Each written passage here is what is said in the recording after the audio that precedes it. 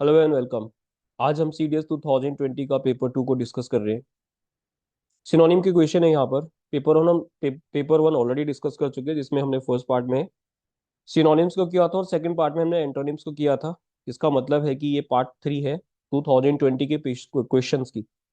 सबसे पहले वर्ड यहाँ पर इम्बोर्डन लिखा है, तो इम्बोर्ड आपको पता है कि देखो बोल्ड किसको बोलते हैं? किसी के हिम्मत में जगह, किसी को हिम्मत जगा देना, किसी को साहस जगा देना, है ना। उस टाइप का वर्ड है ये। मतलब कुल मिला के किसी को मोटिवेट कर देना। अगर आप किसी को मोटिवेट कर रहे हो या किसी को आप इंस्पायर कर रहे हो, तो आप उसमें क्या कर रहे हो? उसको आप उसको एनकरेज कर रहे हो ना।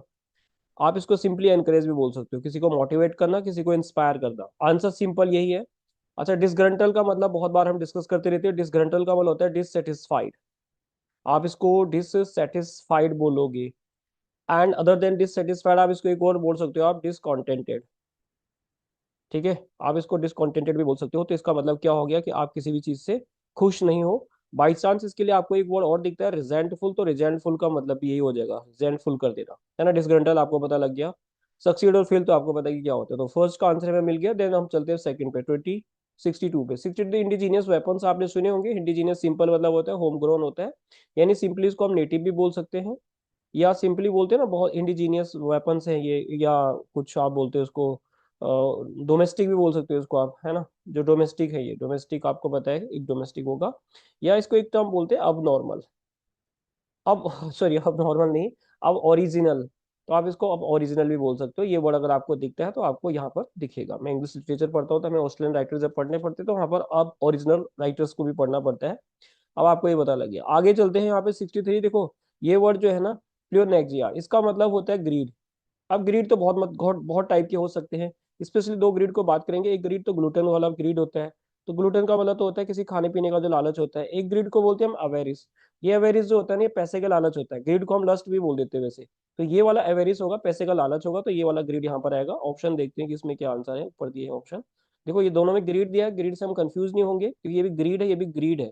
ये तो हमें पता है कि दो तीस का आंसर बनेगा नहीं। तो greed to accumulate more and more wealth को बोल देते हैं, पैसे का लालच को बोल देते हैं हम। ये जो प्लेनोक्सिया होता है। और लालच के लिए एक वर्ड और बोल देते हैं, वो बहुत बार आता रहता है एग्जाम में, इसको हम कोवेटस भी बोल देते हैं, या इसको कोवेटसनेस बोल देते हैं, है ना। इस तरह से इसको वर्ड हम बोल सकते हैं। बाकी इसके लिए आपने एक वर्ड सुना होगा एक इसको हम बोल देते हैं रेपेसिटी, है ना। तो इसको आप रेपेसिटी भी बोल सकते हो। बाकी क्यूपिडिटी तो मैंने बोल ही दिया है, टी सिटी है, ठीक है, रेपेसिटी हो जाएगा। क्यूपिडिटी मैंने आपको बता ही दिया है। 64 वर्ड है यहाँ पर। इसका मतलब हुआ इम्प्लीकेबल। इम्प्लीकेबल मतलब इम्प्लाई करना, यानी इसको बोलते हैं इनक्रिमिनेट कर देना। अब ये इनक्रिमिनेट का जो मतलब होगा, इसका मतलब क्या होता है? किसी भी चीज को आपने एक टर्म सुना होगा, एम्ब्रॉयल करना। ठीक है ना, इसको एम्ब्रॉयल भी बोल देते हैं हम। तो एम्ब्रॉयल वही हो गया। और नहीं समझ आ रहा है तो आप इनको इनकल्पेट बोल सकते हो। अब बोलोगे आप इनकल्पेट, तो हमें समझ नहीं आया, तो इसके लिए हमने एक वर्ड यूज करते हैं, इसका एंटोनिम उसको बोलते हैं एक्सकल्पेट। तो एक्सकल्पेट में वर्ड बहुत बार यूज करते रहते हो ना। एक्सकल्पेट का मतलब होता है किसी को एब्जॉल्व कर देना, मतलब किसी को रिलीज कर देना, किसी को फ्री कर देना। तो इसका मतलब ये हो जाएगा। अच्छा, ये वर्ड जो यहाँ पर ये इनसाइड लिखा है, किसी को इंस्टिगेट करना, बहुत बार इस वर्ड को हम यूज करते रहते हैं, तो आप इसको इंस्टिगेट बोल सकते हो। किसी को प्रोवोक कर देना बोल देते हैं, आप इसको प्रोवोक भी बोल देते हो। या किसी को स्टिमुलेट भी बोल सकते हो इसको आप। किसी को एक्साइट भी बोल सकते हो, अराउज भी बोल सकते हो। इतने सारे वर्ड इसके लिए बोल देते हैं। किसी को भड़काना, यानी एड फ्यूल टू फायर वाला सेंस इसका बन जाएगा। अब चल रहे हैं हम 65 पे। देखो 65 जो लिखा है यहाँ पर, स्टेचुरी लिखा हुआ है। तो आपने स्टेचुटरी तो सुना ही है। इसका मतलब होता है जो लीगल होता है ना। तो इसका मतलब लीगल हो जाएगा, ये नहीं होगा। अच्छा, इसका अगर एंटोनिम होता तो अनलॉफुल हो जाता। आगे चलते हैं हम नेक्स्ट वर्ड पे, 66 पे। देखो यहाँ पे डिसीडेंट वर्ड रिपीटेड वर्ड है। डिसीडेंट वैसे तो वर्ड मोस्टली रिपीटेड ही है ये। डिसीडेंट का मतलब हमने एक वर्ड डिसीडेंट के लिए किया था, डिसेंटर्स, याद है आपको। वैसे इसका आंसर रेबेलियस हो जाएगा, पर इसका जो मतलब होगा वो डिसेंटर्स हो जाएगा। तो डिसेंटर भी इसका मतलब था। हमने एक वर्ड बोला था नॉन कन्फर्मिस्ट। देखो कन्फर्मिस्ट होता तो इसका उल्टा होता तो बन जाता। अब इसके आगे नॉन लगा देते। तो नॉन कन्फर्मिस्ट जो बात को कंफर्म नहीं करता है। और जो बात को कंफर्म नहीं करेगा तो वो क्या होगा? वो म्यूटिनियस होगा। तो आप इसको म्यूटिनियस भी बोल सकते हो, जिस जो म्यूटिनी करता है ना। सिवाय म्यूटिनी आपने सुना है। हमने इसके लिए एक वर्ड यूज किया था, हेरेटिक, याद है आपको? हेरेटिक वर्ड आया था आपके एग्जाम में। और इसको हम रेवोल्यूशनरी भी बोल सकते हैं, जो जिसके क्रांतिकारी आइडियाज होते हैं। तो आंसर हमें मिल गया कि ये आंसर होगा। एंटोनिम होता तो ये आंसर बन जाता।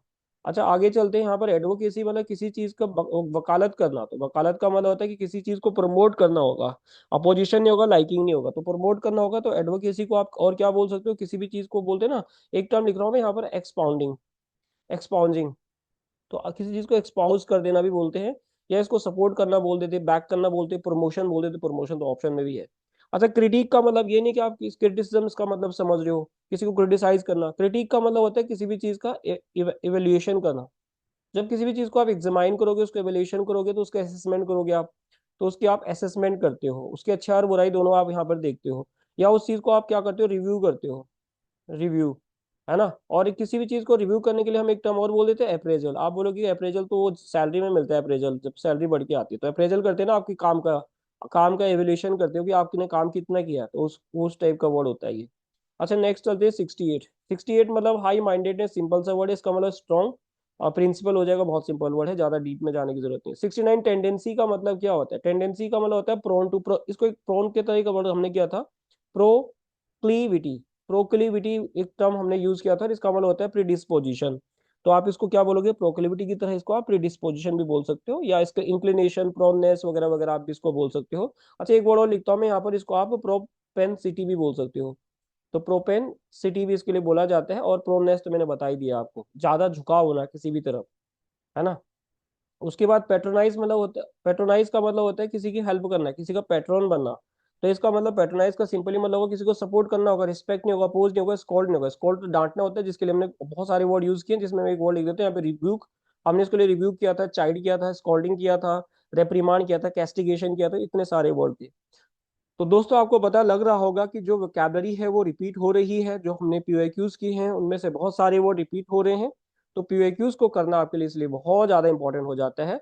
तो आज की वीडियो में इतना ही रहेगा। आई होप ये वीडियो आपको पसंद आई है, अगर आई है तो आप लाइक शेयर एंड सब्सक्राइब जरूर कर सकते हो। मिलते हैं अगली वीडियो में, तब तक के लिए बाय एंड जय हिंद।